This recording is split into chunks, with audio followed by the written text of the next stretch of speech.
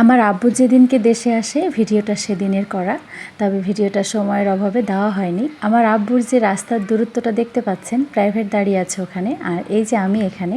তো এই যে রাস্তার দূরত্ব, এই দূরত্বটা আমার আব্বুর আর মনে হয় সহ্য হচ্ছে না। আমাকে কোলে নেওয়ার জন্য এমন না, আমাকে কোলে করে মানুষ করেছে, এখন বড় করে দিয়েছে। এখন আমার চেয়ে আমার সন্তানের উপরে মায়া ভালোবাসাটা বেশি।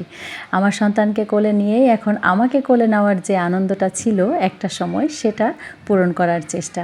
আসলে বাবা মানে প্রতিটা মেয়ের কাছে একটা অন্যরকম ভালোবাসা। বাবা মানেই মাথার উপরে একটা বিরাট ছাদ, বাবা মানেই ভরসার জায়গা, বাবা মানেই এক স্বস্তির নিঃশ্বাস, বাবা মানেই নিশ্চিন্তে ঘুম, বাবা মানেই দিন শেষে বলা আমি এখনো বেঁচে আছি, তোমার এত চিন্তা কিসের। এটাই হলো বাবা।